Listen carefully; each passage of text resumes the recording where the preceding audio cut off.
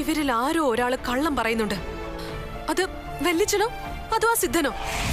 ഏയ്, വല്യച്ഛൻ ഒരിക്കലും കളവ് പറയില്ല, അതെനിക്ക് ഉറപ്പാ. അത് നിനക്ക് വല്യച്ഛനോടുള്ള സ്നേഹം കൊണ്ട് തോന്നുന്നതാ ഗിരി. അല്ല, കുട്ടിക്കാലം മുതൽ ഒരു കുറവും അറിയിക്കാതെയല്ലേ വല്യച്ഛൻ നമ്മളെ വളർത്തിയത്. സ്വന്തം ബന്ധുവല്ലാത്തവരാണ് നമ്മളെങ്കിൽ വല്യച്ഛൻ അങ്ങനെ ചെയ്യേണ്ട കാര്യമില്ല. പക്ഷെ ഈ മധുചന്ദ്രൻ ആരാ? അനിയനാണെന്ന് പറയുന്നതല്ലാതെ ഒരു ഫോട്ടോ പോലും ഈ വീട്ടിലെങ്ങുമില്ല. നമുക്ക് മധുചന്ദ്രൻ എന്നൊരു അച്ഛൻ മാത്രമല്ലല്ലോ ഉണ്ടാകേണ്ടത്, നമ്മളെ രണ്ടുപേരെയും പ്രസവിച്ചൊരു അമ്മയും കൂടിയില്ലേ. അതാരാ? എടാ, നമ്മുടെ അമ്മ ആരാന്ന്? ഗൗരി, അമ്മയും അച്ഛനും ഇല്ലാത്ത കുട്ടികളായിട്ടാ നമ്മൾ വളർന്ന് ഇത്രയും ആയത്. അവരും മരിച്ചു പോയെന്ന് വല്യച്ഛൻ പറയുന്നത് വിശ്വസിക്കാനാ എനിക്കിഷ്ടം. നീ അങ്ങനെ വിശ്വസിച്ചോ? പക്ഷെ ഞാനത് വിശ്വസിക്കില്ല. ഒരുപക്ഷെ ഈ ലോകത്ത് എവിടെയെങ്കിലും അവര് ജീവിച്ചിരിപ്പുണ്ടെങ്കിലോ? അമ്മ ഇത് എന്തൊക്കെയാ പറയുന്നേ? ഇവിടെ വെട്ടും കുത്തും നടക്കുന്നു. ആരൊക്കെ തമ്മില്? എനിക്കിനി തല്ലുകൊള്ളാൻ വയ്യ. എടാ കൊച്ചെ, മുമ്പ് ഗൗരി ഉണ്ടാക്കിയ പ്രശ്നങ്ങള് നീ പറഞ്ഞതല്ലേ?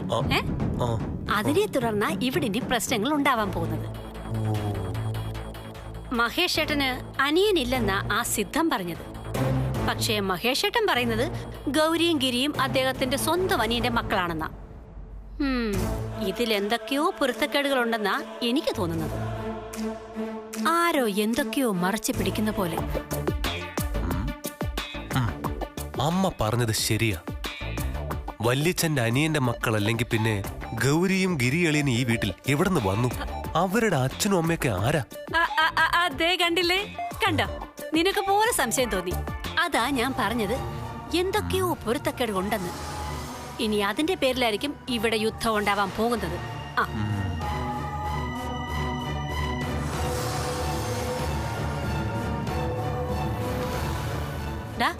നീ എന്താ ആലോചിക്കുന്നത്? അയ്യോ അമ്മേ, എന്തുവാടാ?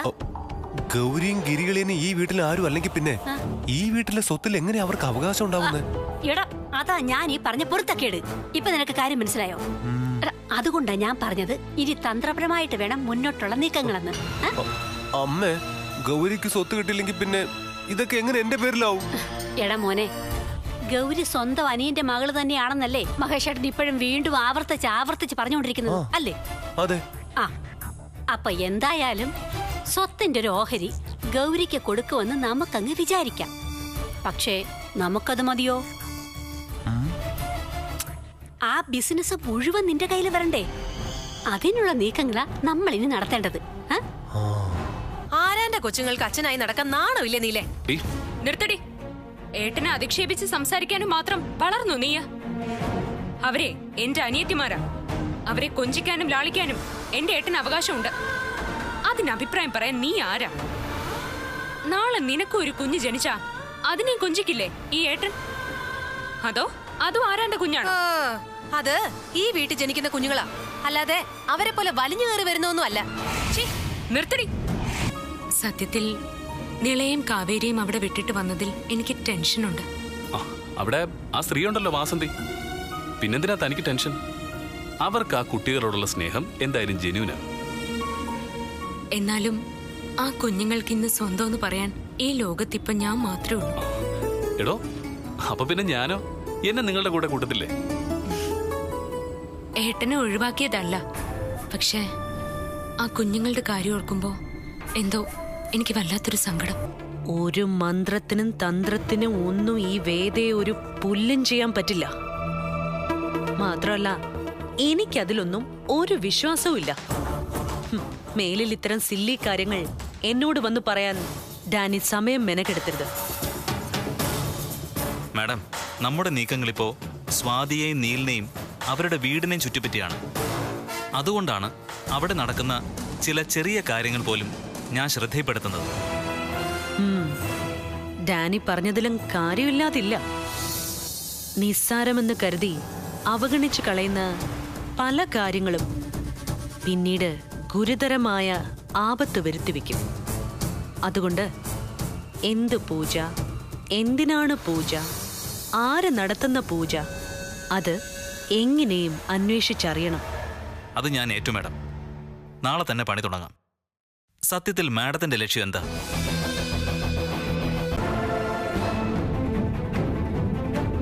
ശത്രു സംഹാരമാണെങ്കിൽ ഒരു പൂജയും ചെയ്യാതെ തീർത്തു തരും ഈ ഡാനി. ഇത് ചെവി അറിയാതെ. എനിക്ക് മുന്നിൽ തൽക്കാലം 2 ലക്ഷ്യങ്ങളാണുള്ളത്. ഒന്ന്, സ്വാതിയെ ജയിലിൽ ഞാൻ കിടന്ന അതേ സെല്ലിൽ കിടത്തണം. 2, ആ വീട്ടിലേക്ക്, നീലിന്റെ വീട്ടിലേക്ക് എനിക്ക് തിരികെ കയറണം. അതിനാരെ തീർക്കണം മാഡം പറയൂ. ശത്രു സംഹാരമല്ല എനിക്ക് വേണ്ടത്, ശത്രു സംരക്ഷണമാണ്. അവർ ജീവനോടെ ഇരിക്കണം. എന്നാലേ അവർക്ക് മുമ്പിൽ എനിക്ക് ജയിച്ചു കയറി ഞാൻ ആരാണെന്ന് തെളിയിച്ചു കൊടുക്കാൻ പറ്റും. അതിനാണ് ഞാൻ ഈ കോപ്പ് കൂട്ടുന്നത്. ഇതുവരെ മാഡത്തിനൊപ്പം നിന്ന് കഥയറിയാതെ ആട്ടം കാണുകയായിരുന്നു ഞാൻ. ഇനി അങ്ങോട്ട് ഡാനിയുടെ നീക്കങ്ങൾക്കും പ്രവൃത്തികൾക്കും കുറച്ചുകൂടി വ്യക്തതയും കൃത്യതയും ഉണ്ടാവണം. ഉറപ്പ്. മാഡത്തിന് എന്നെ വിശ്വസിക്കാം. ഡാനിയോട് എനിക്ക് ഒരു വിശ്വാസക്കുറവുമില്ല. പക്ഷേ ഊട്ടി ഉറപ്പിക്കണം ഇനി അങ്ങോട്ട്. വയ്ക്കോ.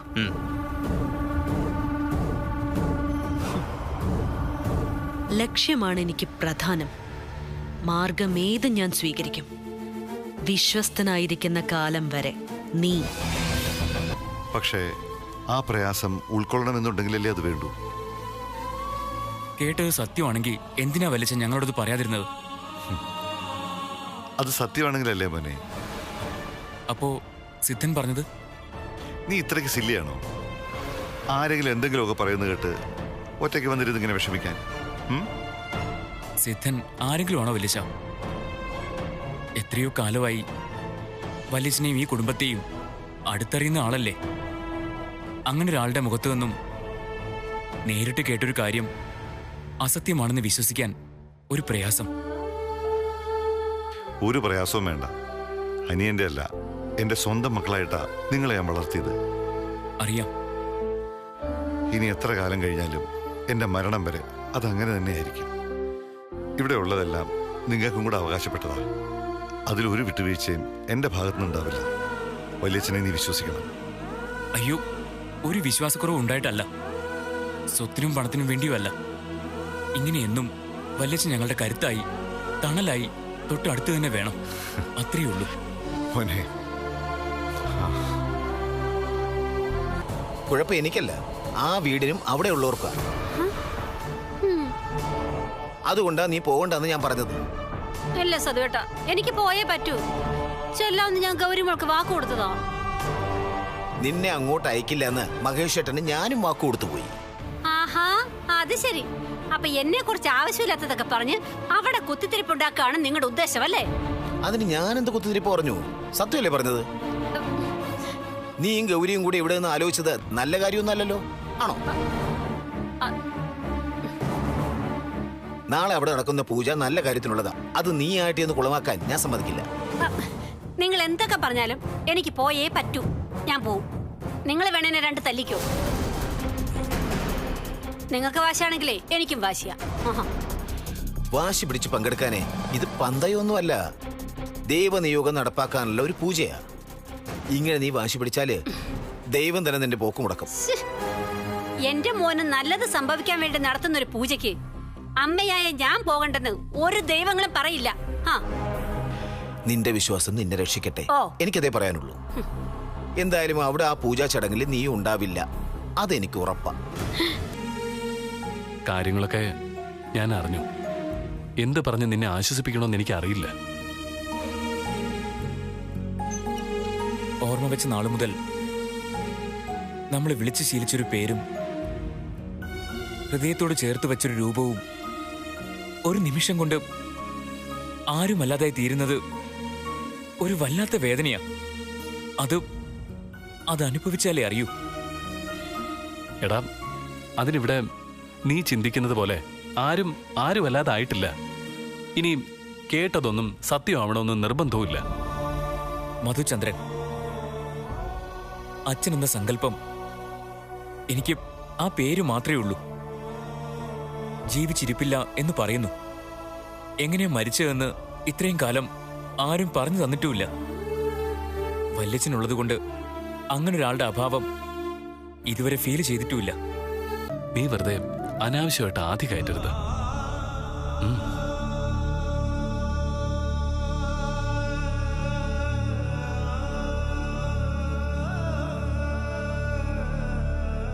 എടാ, എന്തായാലും നാളത്തെ പൂജ നടക്കട്ടെ.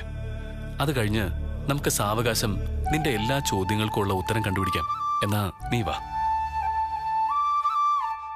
ചില തടസ്സങ്ങളുണ്ട് മഹേശ്വര, അതുകൊണ്ട് ഇന്നത് നടക്കില്ല.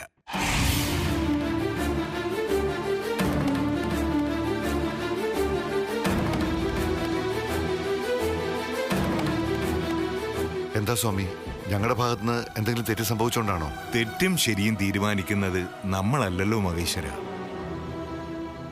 മൂവരും ഏകമനസ്സോടെയല്ലേ പൂജയ്ക്ക് തയ്യാറായത്?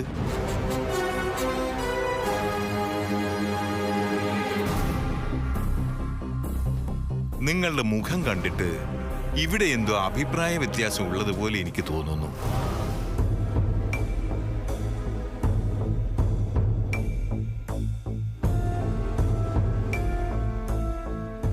എന്താ മഹേശ്വര, ശരിയല്ലേ ഞാൻ പറഞ്ഞത്? ഈ ഓർഡർ തീരുമാനിച്ച് അവർക്ക് ഡിമാൻഡ് ലെറ്റർ അയക്കുന്നതിന് മുൻപ് അളിയൻ എന്നോട് ചോദിച്ചിട്ടായിരുന്നോ? ഓ, അതാണോ കാര്യം? ഇതിനാണോ അളിയൻ ഇത്രയ്ക്കും ബഹളം വെച്ചേ? അളിയ, ഇത് നമ്മുടെ കമ്പനിക്ക് ലാഭം കൂടുതൽ കിട്ടുന്നതിനുള്ള ഓർഡറാ. അളിയോ, കാര്യം അറിയാതെ അളിയൻ ഇങ്ങനെ മണ്ടത്തരം പറയല്ലേ. ഈ പറയുന്ന കമ്പനി ഏതാണെന്ന് അളിയന് വല്ല പിടിയുണ്ടോ? പിന്നെ എന്തിനാ എന്നോട് ചോദിക്കാതെ അളിയൻ അവർക്ക് ഓർഡർ കൊടുത്തത്? ആര് പറഞ്ഞിട്ട് അളിയൻ ഇങ്ങനെ ചെയ്തത്? അളിയൻ ഇത് എന്തൊക്കെയാ പറയുന്നേ? മറ്റുള്ളവർ കോട്ട് ചെയ്ത വിലയേക്കാൾ കുറഞ്ഞ വിലയ്ക്കാ അവര് ടെൻഡർ തന്നത്. നമ്മുടെ കമ്പനിക്ക് അത് നല്ലതാണെന്ന് തോന്നിയതുകൊണ്ട് നമ്മൾ അത് ചെയ്തു. അതിനിപ്പോ എന്താ കുഴപ്പം? കുഴപ്പമേ ഉള്ളൂ അളിയ. മോശം സാധനങ്ങൾ സപ്ലൈ ചെയ്തതിന് നമ്മൾ ബ്ലാക്ക് ലിസ്റ്റിൽ പെടുത്തിയ കമ്പനി ഇത്. പിന്നെ എങ്ങനെ അവരുടെ ലിസ്റ്റ് നമ്മുടെ കമ്പനിയിൽ എത്തിയത്? ആരാ ഇത് കൊടുക്കാൻ അളിയനെ നിർബന്ധിച്ചത്? ഏയ്, എന്നാരും നിർബന്ധിച്ചിട്ടില്ല. എന്നാ പിന്നെ ഇപ്പൊ തന്നെ ഈ ഓർഡർ ക്യാൻസൽ ചെയ്ത് അവർക്ക് മെയിൽ ചെയ്യണം. അത് പറ്റില്ല അളിയ. ഇതേ സത്യം പറയാവേ, ഇത് എനിക്കുള്ള ചെക്ക അല്ല. പിന്നെ അതെ, ഇത് നമ്മുടെ മുൻ രാജീവിനുള്ള ചെക്ക. അവന് ഏതൊരു കമ്പനിയിലെ നമ്മൾ പോലും അറിയാതെ ചിട്ടിക്ക് ചേർന്നായിരുന്നു. നമ്മളറിയാതെ അവൻ ചിട്ടി ചേർന്നു. നീ എന്താ ബാനി പറയുന്നേ? ഇന്ന് വരെ ഒരു ജോലിക്കും കൃത്യമായിട്ട് പോകാത്തവനാ നിന്റെ മോൻ. അവൻ 5 ലക്ഷം രൂപയ്ക്ക് ചുറ്റി പിടിച്ചെന്ന് പറഞ്ഞാലേ അത് വിശ്വസിക്കാൻ ഞാൻ പൊട്ടനൊന്നുമല്ല. ഇത് നീയും അവനും ചേർന്നുള്ള ഏതോ ഒരു കള്ളക്കളിയാ. ഭാനു, നേരല്ലാതെ വാങ്ങിക്കൂട്ടുന്ന ഒന്നും അനുഭവിക്കാൻ ദൈവം അനുവദിക്കില്ല. അത് നീ മറക്കരുത്. അയ്യോ, അത് വേണ്ട. സത്യത്തിൽ ഇത് സത്യമുള്ള പണമാ. ദൈവത്തിനാണ് സത്യം. അതെ, നമ്മുടെ മോൻ നമ്മളോട് പറഞ്ഞില്ലെന്നേ ഉള്ളൂ. രാവിലെ അവൻ എന്നോട് ഫോൺ വിളിച്ച് പറഞ്ഞതാ. നീ എണ്ണ വിട്ട് ചോദിക്കുന്ന ചോദ്യങ്ങൾക്ക് ഉത്തരം പറയാനേ രാജീവേട്ടൻ എന്താ 5ാം ക്ലാസ്സിലെ കുട്ടിയാ? എടാ ഗിരി, എന്റെ ഭർത്താവാ ഈ നിൽക്കുന്ന രാജീവേട്ടൻ. കൊടുത്ത വാക്ക് മാറ്റി പറയാൻ രാജീവേട്ടന് പറ്റില്ല. അത് നമ്മുടെ അന്തസ്സിന് ചേർന്നാണോ വലിച്ച? ആരെന്തു പറഞ്ഞാലും ഈ ഓർഡർ ക്യാൻസൽ ചെയ്യും. അത് പറ്റില്ല എന്ന് ഞാൻ നേരത്തെ പറഞ്ഞതല്ലേ അളിയ. ഈ ഓർഡർ കൊടുത്തേ പറ്റൂ. എന്റെ രാജീവേ, കാര്യങ്ങൾ അറിയാതെ സംസാരിക്കരുത്. ആ കമ്പനിക്ക് ഓർഡർ കൊടുക്കുന്നത് അപകടമാണ്. ഒരു അപകടവും ഇല്ല. ഈ ഓർഡർ അവർ കൃത്യമായി ചെയ്യും. നോക്കിക്കോ. അത് നടക്കില്ല വലിച്ച. ഞാൻ നിർത്തിയ ഓർഡർ ഞാൻ അറിയാതെ എന്റെ കമ്പനിയിൽ പുനഃസ്ഥാപിക്കാൻ പറ്റില്ല.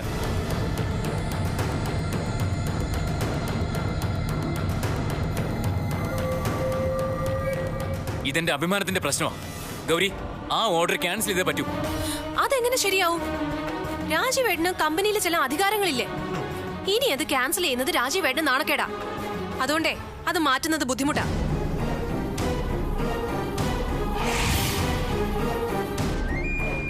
ഗൗരി, കുട്ടികൾക്കുള്ള ഫുഡ് പ്രോഡക്റ്റ് നമ്മൾ ഉണ്ടാക്കുന്നത്. ഒരു ചെറിയ അശ്രദ്ധ മതി അപകടം ഉണ്ടാവാൻ. എന്ത് അപകടം? ഒരു അപകടവും ഇല്ല. ഇത് ഞാൻ നോക്കിക്കോളാം. അച്ഛാ, ഗിരികളിൽ എന്നെ വിശ്വാസം ഇല്ലെങ്കിൽ ഞാനങ്ങ് രാജിവെച്ചേക്കാം. രാജിവെക്കാനൊക്കെ വരട്ടെ. എന്തായാലും ഞാൻ ആദ്യം ഇതൊന്ന് നോക്കട്ടെ. അതുവരെ നിങ്ങൾ തമ്മിൽ ഒരു വഴക്കുണ്ടാവരുത്. രാജീവേ, ആ ഫയലെല്ലാം എടുത്ത് സ്വാധീനം ഒളിപ്പിക്ക്. ഓ, മോളെ, ഇത് വെറൊരു ഫയലല്ല. ഇതിനുള്ളിൽ ഇവര് തമ്മിലുള്ള വാശിയും വൈരാഗ്യം എല്ലാം കുരുങ്ങി കിടപ്പുണ്ട്. അതുകൊണ്ട് ഇതിനൊരു തീരുമാനം ഉടനെ ഉണ്ടായേ പറ്റൂ. ഞാൻ ശ്രമിക്കാം. എല്ലാവരോടും കൂടി ഞാനൊരു കാര്യം വ്യക്തമായിട്ട് പറയാം. സ്വാതി എടുക്കുന്ന തീരുമാനം അതെന്തായാലും അന്തിമമായിരിക്കും. അത് നിങ്ങൾ രണ്ടു കൂട്ടരും അംഗീകരിച്ചേ പറ്റൂ. ഓ, ഇടം മണ്ട. നീ ഈ കാര്യത്തിൽ ഒരു തെറ്റും ചെയ്തിട്ടില്ലാന്ന് അവളെ അങ്ങ് പറഞ്ഞ് വിശ്വസിപ്പിക്കേ. എന്നിട്ട് നിനക്ക് വേണ്ടി അവള് പോയി ഗിരിയോട് സംസാരിക്കട്ടെ. എടാ, നിനക്ക് ഞാൻ പറഞ്ഞത് വല്ലതും മനസ്സിലായോ? അമ്മേ, ഞാൻ പറഞ്ഞ അവള് വിശ്വസിക്കൂ? അതെന്താടാ, അവള് നിന്റെ ഭാര്യയല്ലേ? അവളെ അനുസരിപ്പിക്കാൻ നിന്നെ കൊണ്ട് പറ്റില്ലേ? അവളോട് വഴക്കിടണമെന്ന് എന്നെ കൊണ്ട് പറ്റില്ല. ഓ ഇട മണ്ട, അവളോട് വഴക്കിടണമെന്ന് നിന്നോട് ആരാ പറഞ്ഞത്? ഭാര്യമാരെ അനുസരിപ്പിക്കുന്നതേ വഴക്ക് കൂടിയിട്ടോ 2 തല്ല് തല്ലിയിട്ടോ അല്ല. പിന്നെ എങ്ങനെ അമ്മേ? ഓ ഇവിടെ പൊട്ട, നിന്നോട് ഞാൻ ഇതെങ്ങനെ പറഞ്ഞ് മനസ്സിലാക്കാനാ? എടാ മോനെ, സ്നേഹം കൊണ്ട് വേണം അവളെ അനുസരിപ്പിക്കാൻ. ഇപ്പൊ മനസ്സിലായോ? മനസ്സിലായി, ഞാൻ നോക്കാം. നോക്കിയാ പോരാ, നീ പറഞ്ഞ അവൾ അനുസരിക്കണം. വേണ്ടി വന്നാ നിനക്ക് വേണ്ടി അവൾ അവിടെ ഒരു യുദ്ധം തന്നെ ചെയ്യണം. അമ്മ, രാവിലെ അമ്മയും കൂടി ഇങ്ങോട്ടൊന്ന് വാ. എനിക്ക് ഒറ്റയ്ക്ക് വയ്യമ്മേ. സ്വാതിയേച്ചി നാളെ രാവിലെ പറയുന്നതായിരിക്കും അവസാന തീരുമാനം. ഇതെന്തൊരു പാടാ. എടാ, ഈ സ്വാതിക്ക് എന്താടാ ഇത്ര വലിയ അധികാരം അവിടെ? അതൊന്നും എനിക്കറിയില്ലമ്മേ. പക്ഷെ കമ്പനിയുടെ പല പ്രധാനപ്പെട്ട കാര്യങ്ങളും വല്യച്ഛൻ തീരുമാനം എടുക്കുന്നത് സ്വാതിയേച്ചിയോട് ചോദിച്ചിട്ടാ. ഗിരിയും അങ്ങനെ തന്നെയാ. ഓ ഇവനെയൊക്കെ. നമ്മളാരും അറിയാത്ത എന്തോ ഒരു അധികാരം സ്വാതിയേച്ചിക്ക് കമ്പനിയിലുണ്ടമ്മേ. എങ്കിലേ നീ ഒരു കാര്യം ചെയ്.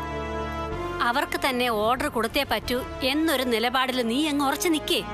എന്നിട്ട് നിനക്ക് വേണ്ടി സ്വാതിയോട് ഗൗരി സംസാരിക്കും. മനസ്സിലായോ? മനസ്സിലായി. നീ പേടിക്കണ്ട, നാളെ രാവിലെ ഞാൻ അങ്ങ് എത്തിയേക്കാം. ഇല്ലെങ്കിൽ നിന്നെ രക്ഷിക്കാൻ എന്തെങ്കിലും ഒരു വഴി ദൈവമായിട്ട് എനിക്ക് കാണിച്ചു തരും. എന്തായടോ തന്റെ ഫയല് നോട്ടം? കല്ലും നെല്ലും തിരിക്കാറായോ? ഏട്ടാ, എന്റെ അറിവ് വെച്ച് നോക്കിയതിൽ ഈ കമ്പനിക്ക് നമ്മൾ ഓർഡർ കൊടുത്തത് 100% തെറ്റാണ് എന്ന് മാത്രമല്ല, നമ്മുടെ സ്ഥാപനത്തിന് ഒരു രീതിയിലും യോജിച്ചു പോവാൻ പറ്റാത്ത ഒരു ഫേമാണ് ഈ ബ്ലൂ ഡയമണ്ട്സ്. സർക്കാർ വരെ ബ്ലാക്ക് ലിസ്റ്റിൽ പെടുത്തി നിരോധിച്ചിട്ടുള്ള ഒരു കമ്പനിക്കാ രാജീവ് ഓർഡർ കൊടുത്തത്. അപ്പൊ ചുമ്മാതല്ല ഗിരി ഇത്രയ്ക്ക് വാശി കാണിച്ചത്. കാര്യം, ഞാൻ കമ്പനിയിലേക്കോ ബിസിനസ്സിലേക്കോ തിരിഞ്ഞു നോക്കാറില്ലെങ്കിലും അച്ഛൻ വിശ്രമത്തിലായതിനു ശേഷം ഗിരി ആ ബിസിനസ് നന്നായിട്ട് റൺ ചെയ്ത് മുന്നോട്ട് കൊണ്ടുപോകുന്നത്. അതിൽ എനിക്ക് ഒരു അത്ഭുതവും തോന്നുന്നില്ല ഏട്ടാ. കമ്പനിയുടെ സൽപ്പേരിനും നമ്മുടെ പ്രോഡക്ട്സിനും ദോഷം വരുന്ന ഒരു കാര്യത്തിനും അവൻ നിൽക്കില്ല. ഇത്രയും നാളും നമ്മുടെ കമ്പനി കാത്തു സൂക്ഷിച്ച വിശ്വാസ്യത നിലനിർത്താൻ ഗിരിക്കൊരു പ്രത്യേക കഴിവ് തന്നെയുണ്ട്. അപ്പോ താൻ എന്ത് തീരുമാനിച്ചു? അച്ഛൻ ചോദിക്കുമ്പോ എന്താ പറയണ്ടേ? എന്ത് തന്നെയായാലും നമ്മളൊരു പരീക്ഷണത്തിന് മുതിരാതിരിക്കുന്നത് തന്നെയാ നല്ലത്. മുതിർന്നവർക്കുള്ള ഫുഡ് പ്രോഡക്ട്സ് ആണെങ്കിൽ നമുക്കത് പരീക്ഷിക്കാമായിരുന്നു. പക്ഷെ പിഞ്ചു കുഞ്ഞുങ്ങളുടെ ആരോഗ്യം വെച്ച് എങ്ങനെ കളിക്കുവേട്ടാ? അവർക്ക് നമ്മൾ ഉണ്ടാക്കുന്ന പാൽപ്പൊടിയിൽ നിന്നോ നമ്മുടെ മറ്റു ഫുഡ് പ്രോഡക്ട്സിൽ നിന്നോ എന്തെങ്കിലും സംഭവിച്ചാ ആര് സമാധാനം പറയും? ഒരിക്കലും അക്കാര്യത്തിൽ ഒരു റിസ്ക് എടുക്കാൻ പറ്റില്ല ഏട്ടാ. കമ്പനിയുടെ ഉള്ള സൽപ്പേര് പോവാൻ ഒരു നിമിഷം മതി. എന്തായാലും ഈ ഓർഡറുമായിട്ട് മുന്നോട്ട് പോകുന്നത് അപകടമാണ്. നമ്മുടെ കമ്പനിയുടെ നിലനിൽപ്പിനെ തന്നെ അത് ബാധിക്കും. ആരായിരുന്നു ഫോണിൽ? ഞങ്ങളുടെ കുടുംബം നിങ്ങളുടെ കുടുംബം എന്നൊക്കെ പറയുന്ന കേട്ടല്ലോ. വല്ല ഏഷ്ണിയോ പരദൂഷണോ ആണോ? ആണെങ്കിൽ നിനക്കിപ്പോ എന്താ? എവിടെന്നെങ്കിലും ആരെങ്കിലും വിളിച്ചു പറയുന്നത് കേട്ട് നീ ഇവിടെ ആരുടെ മെക്കിട്ട് കയറാനൊന്നും നിൽക്കല്ലേ? ആ, എനിക്കൊരു ചെറിയ സംശയം ഉണ്ടായിരുന്നു, അതിപ്പോ ക്ലിയർ ആയി. നീ എന്താ അർത്ഥം വെച്ച് സംസാരിക്കുന്നത്? എന്തെങ്കിലും ഉണ്ടെങ്കിൽ തെളിച്ചു പറ. ഫോണിൽ കൂടെ കേട്ട കാര്യത്തിന് അത്ര വ്യക്തത ഇല്ലല്ലോ. പക്ഷേ ഇപ്പൊ ഒരുവിധം തെളിഞ്ഞു വരുന്നുണ്ട്. ഒരു കാര്യം ഞാൻ പറഞ്ഞേക്കാം, എത്ര പ്രഷർ ഉണ്ടായാലും ബ്ലൂ ഡയമണ്ട്സുമായി ഒരു ഇടപാടും നമ്മുടെ കമ്പനി നടത്താൻ പോകുന്നില്ല. അതിന് വെച്ച വെള്ളവേ അങ്ങ് വാങ്ങി വെച്ചേക്കാൻ പറ നിന്റെ ആ കെട്ടിയോനോട്. ഷടാ, ഇവിടെ എന്ത് മോശം കാര്യം നടന്നാലും അത് കറങ്ങി തിരിഞ്ഞ് എന്റെ രാജീവേട്ടെ മണ്ടേ കൊണ്ടുവന്ന് വെക്കും. എന്തെങ്കിലും പുതിയ കഥ കെട്ടിച്ചമച്ചിട്ടെ വീണ്ടും ഞങ്ങളെ ഇവിടുന്ന് പുറത്താക്കാനാണ് നിന്റെ പദ്ധതിയെങ്കിൽ അത് നടക്കാൻ പോകുന്നില്ല ഗിരി. അതിന് വെച്ച വെള്ളവേ നീ അങ്ങ് വാങ്ങി വെച്ചേക്ക്. ഇത് നീ ഉദ്ദേശിക്കുന്ന പോലെ ഒരു ചെറിയ കാര്യമൊന്നും അല്ല. നമ്മുടെ കമ്പനിയെ പൂട്ടി കെട്ടിക്കാനുള്ള വളരെ പ്ലാൻഡ് ആയിട്ടുള്ള ഒരു പദ്ധതിയാ. ഇത് ആര് തുടങ്ങി വെച്ചതാണെങ്കിലും ഈ ഗിരി വെറുതെ വിടാൻ പോകുന്നില്ല. പിന്നെ നീ കുറെ പൊടിച്ചു കെട്ടും. എടാ, ഈ വീട്ടിലും കമ്പനിയിലും ഒക്കെ നിനക്കുള്ള അതേ അവകാശമേ ഈ എനിക്കും ഉണ്ട്. ഞാനാടി വേദ. ഓ, എന്താണാവോ ഈ രാത്രിയിൽ? നാളെയല്ലേ നിന്റെ പൂജ തുടങ്ങുന്നത്? അതിനുവേണ്ടിയുള്ള തയ്യാറെടുപ്പിലായിരിക്കും നീ. ഞാൻ നിനക്കൊരു ആശംസ പറയാൻ വിളിച്ചതാടി. അതെടി, നല്ല സന്താനങ്ങളെ കിട്ടാൻ നല്ല മനസ്സോടെ പ്രാർത്ഥിക്കണം. ഇല്ലെങ്കിൽ ജനിക്കുന്ന കുഞ്ഞുങ്ങൾ നിന്നെ പോലെ ആയിരിക്കും. എന്നെപ്പോലൊരു കുഞ്ഞ് നിനക്ക് ജനിക്കാതിരിക്കാൻ ഞാൻ നിനക്ക് വേണ്ടി മുട്ടിപ്പായി പ്രാർത്ഥിക്കാം. നിന്റെ പ്രാർത്ഥന ആർക്ക് വേണം? വെച്ചിട്ട് പോടി.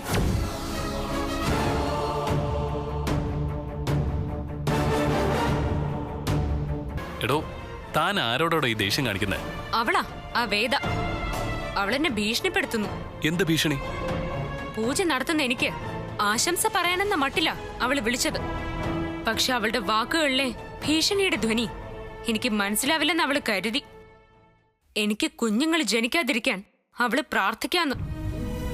എടോ, താൻ ഇങ്ങനെ രോഷം കൊള്ളാതെ. ദേ, നമ്മുടെ ജീവിതത്തിൽ നല്ലതേ സംഭവിക്കൂ. അല്ലേട്ടാ, ഞാനൊരു കാര്യം ചോദിക്കട്ടെ? എനിക്ക് കുഞ്ഞുങ്ങൾ ഉണ്ടാവില്ലെന്നുള്ള അർത്ഥത്തിലാ അവളുടെ പറച്ചിലുകള്. അവൾ എന്താ അങ്ങനെ ചിന്തിക്കുന്നത്?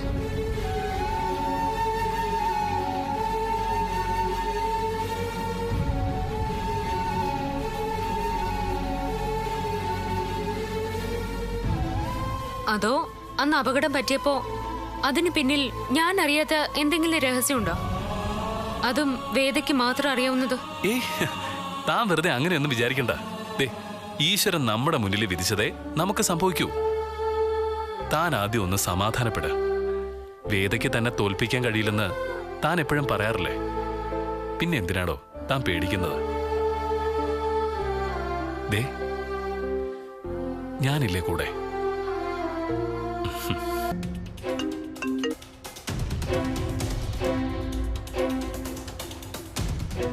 എന്താ നീ പതിവില്ലാതൊരു കോൾ, അതും രാത്രിയില്?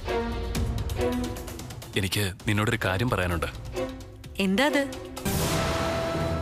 ഒരു കുഞ്ഞിന്റെ അമ്മയാവുക എന്നുള്ളത് എന്റെ സ്വാതിയുടെ ഏറ്റവും വലിയ ആഗ്രഹമാണ്. അത് നടക്കില്ലെന്നും പറഞ്ഞ് ഇനി മേലിൽ അവളെ വേദനിപ്പിക്കരുത്. ഓ, അതിനായിരുന്നു നീ വിളിയെങ്കിൽ പിന്നെ ആ സത്യം നീൽ തന്നെ അവളോട് പറഞ്ഞൂടെ? ഡോക്ടർ പറഞ്ഞ കാര്യം നീല് മറന്നോ? ഡോക്ടർ കുട്ടികൾ ഉണ്ടാവില്ല എന്നൊന്നും പറഞ്ഞിട്ടില്ലല്ലോ. ഇങ്ങനെ യൂട്രസിൽ സർജറി ചെയ്ത പലരും പിന്നീട് അമ്മമാരായിട്ടുണ്ടെന്ന് തന്നെയാണ് ഡോക്ടർ പറഞ്ഞത്. നീ കാര്യങ്ങൾ വെറുതെ വളച്ചൊടിക്കരുത്. ഞാനൊന്നും വളയ്ക്കുന്നുമില്ല, ഒടിക്കുന്നുമില്ല. തൽക്കാലം നിങ്ങളെ വിഷമിക്കാതിരിക്കാൻ ഡോക്ടർ പറഞ്ഞൊരു കള്ളത്തരം, അത് നിങ്ങൾ ഇപ്പോഴും വിശ്വസിച്ചിരിക്കുന്നു. അത്രേ ഉള്ളൂ. ഈ സർജറി നടത്തിയവരാരും പിന്നീട് അമ്മമാരായിട്ടില്ല. ദൈവം ഞങ്ങൾക്ക് ആ ഒരു ഭാഗ്യം തന്നില്ലെങ്കിൽ വേണ്ട. പക്ഷേ അത് നീയായിട്ട് സ്വാതിയോട് പറയരുത്. എത്ര ശത്രുവായാലും അമ്മയാകാനുള്ളൊരു പെണ്ണിന്റെ ആഗ്രഹത്തെ തല്ലി തകർത്ത് സംസാരിക്കുന്നത് അത് ദൈവത്തിന് നിരക്കുന്നതല്ല. വേദ, പ്ലീസ്, ഞാൻ നിന്നോട് റിക്വസ്റ്റ് ചെയ്യുക. ദയവേത് ഞങ്ങളുടെ ഇടയിൽ വന്ന് ജീവിതം തകർക്കരുത്.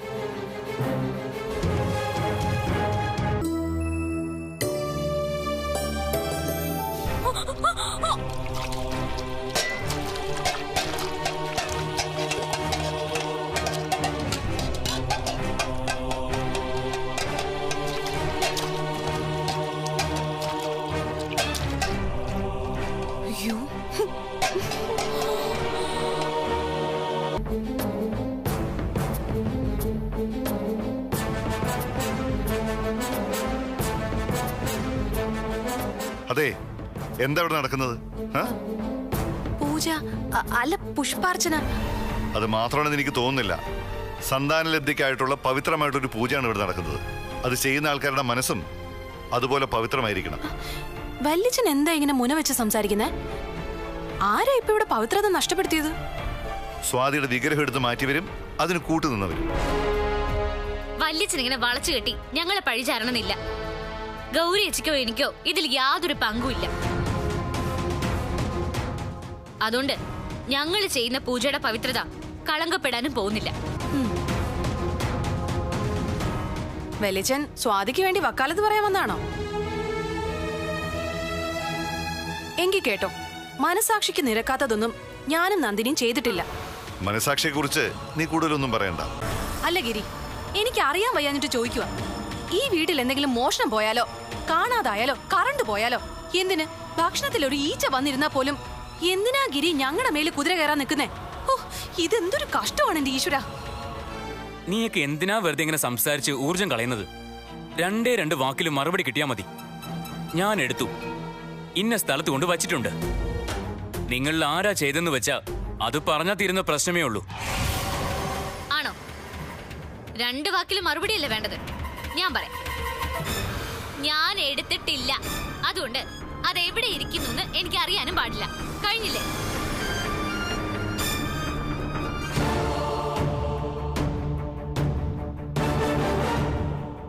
നീ വെറുതെ കിടന്ന് നിന്റെ എനർജി വേസ്റ്റ് ചെയ്യണ്ട ഗിരി. ഇവളുമാരൊന്നും പറയാൻ പോകുന്നില്ല. ഞാൻ എന്തായാലും സിദ്ധനൊന്ന് കാണാൻ പോവാ. ഇതിനുള്ള പരിഹാരം അദ്ദേഹം തന്നെ പറയട്ടെ. അതിന്റെ ആവശ്യമുണ്ടെന്ന് തോന്നുന്നില്ല വലിച്ച. എന്താ, നിനക്ക് ആളിനെ അറിയാമോ? ആളും പേരുമെന്ന് എനിക്കറിയില്ല. ദേവി ആഗ്രഹിക്കുന്നതേ ഞങ്ങൾക്ക് രണ്ടുപേർക്കും മാത്രം കുഞ്ഞുങ്ങൾ ഉണ്ടാവാനാ. അതുകൊണ്ടാ സ്വാതിയുടെ വിഗ്രഹം മാത്രം കാണാതായത്. എല്ലാം ഭഗവതിയുടെ ശക്തിയാ. നിർത്തേ നിന്റെ അഭിനയം.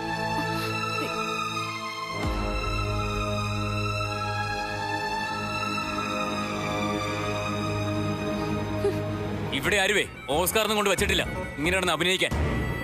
വല്യച്ഛന് ഇതിനു വേണ്ടി സിദ്ധനെ കാണാൻ പോകുന്നു വേണ്ട. രണ്ട് കാന്താരം മുളകെടുത്തേ ഇവളുമാരുടെ കണ്ണിൽ തേച്ച് കൊടുത്താൽ മതി. കാണാതെ പോയി സാധനമേ ഇപ്പൊ ഇവിടെ എത്തും. അല്ലെങ്കിലേ നമുക്ക് പോലീസിനെ വിളിക്കാം, അവര് വന്ന് തെളിയിക്കട്ടെ. എന്നാ പിന്നെ പോലീസ് വരട്ടെ അല്ലേ നന്ദിനി? ആ വരട്ടെ, തെളിയിക്കട്ടെ അല്ലേ? കണ്ടോ വലിച്ച, പോലീസിന്റെ കാര്യം പറഞ്ഞപ്പോഴേ രണ്ടിന്റെ മുഖത്തെ ചളുപ്പ് കണ്ടോ? പോലീസൊന്നും വേണ്ട. വിഗ്രഹം ഇവിടെ എത്തിച്ച സിദ്ധൻ തന്നെ അതെവിടെയാന്നും കണ്ടുപിടിച്ചു തരും. എന്നാ പിന്നെ സിദ്ധം കണ്ടുപിടിക്കട്ടെ അല്ലേ നന്ദിനി? അതെ. നീ വന്നേ. വിഗ്രഹം എടുത്ത് കളയാനുള്ള ധൈര്യമൊന്നും ഇവളുമാർക്കില്ല. വല്യച്ഛൻ ഇപ്പോഴും ഇവളുമാരെ നമ്പുന്നുണ്ടോ? ആ, ഞാൻ എന്തായാലും സിദ്ധനൊന്ന് കണ്ടിട്ട് വരട്ടെ.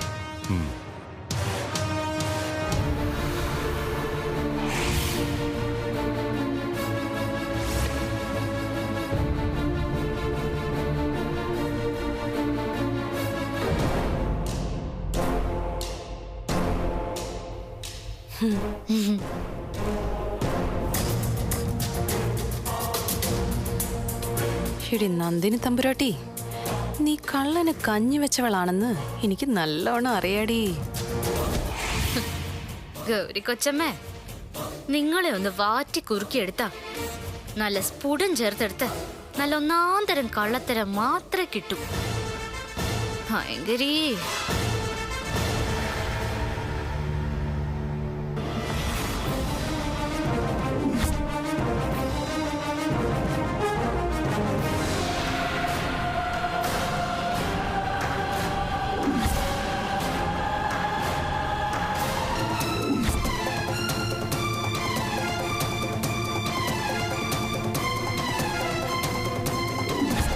സ്വാതി,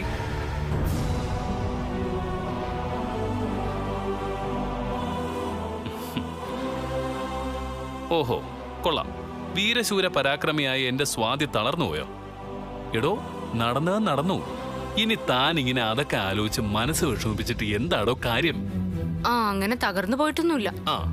പക്ഷേ എന്തൊക്കെ ദുശകുനങ്ങളാ ജീവിതത്തിൽ സംഭവിക്കുന്നേന്നോർത്ത് ഇരുന്നു പോയതാ. അച്ഛനെ വന്നിച്ച് പൂജയ്ക്കും അഭിഷേകത്തിനുമായി കൊണ്ടുപോയ പാൽക്കുടം തറയിൽ വീണു. അത് പോട്ടേന്ന് വെക്കാം. പക്ഷേ പൂജയ്ക്ക് വെച്ചിരുന്ന വിഗ്രഹം കാണാതായെന്ന് പറഞ്ഞാ അതിൽ കൂടുതൽ എന്ത് ദുശകുനാ ഉള്ളത്? എടോ, ആ പാല് താഴെ വീണതിനോർത്ത് താൻ വിഷമിക്കണ്ട. ആ സ്റ്റെയർ കേസിൽ നിന്ന് താൻ മറിഞ്ഞു വീണ് തനിക്ക് എന്തെങ്കിലും സംഭവിച്ചിരുന്നെങ്കിലോ? അതെന്തായാലും ഉണ്ടായില്ലല്ലോ. അപ്പോ ദൈവം നമ്മുടെ കൂടെ ഉണ്ടെന്നല്ലേ കരുതേണ്ടത്. ചിലപ്പോ അത് വെറൊരു ഓർമ്മപ്പെടുത്തലാവാം, ഒന്ന് കരുതിയിരിക്കണം എന്നതിന്റെ സിമ്പൽ. ഈശ്വരൻ നമ്മളോടൊന്നും നേരിട്ട് പറയില്ല, ഇങ്ങനെ ചില സിഗ്നൽസ് തരും. അതിനെയൊക്കെ നമ്മൾ നെഗറ്റീവായിട്ട് എടുക്കേണ്ട യാതൊരു കാര്യമില്ല. അപ്പോ ആ വിഗ്രഹം കാണാതെ പോയതോ? എടോ, അങ്ങനെ വിഗ്രഹം കാണാതെ പോയതൊന്നും അല്ലടോ. അതാരോ ഇവിടെ നിന്ന് മനഃപൂർവ്വം എടുത്ത് മാറ്റിയതാവാനേ സാധ്യതയുള്ളൂ.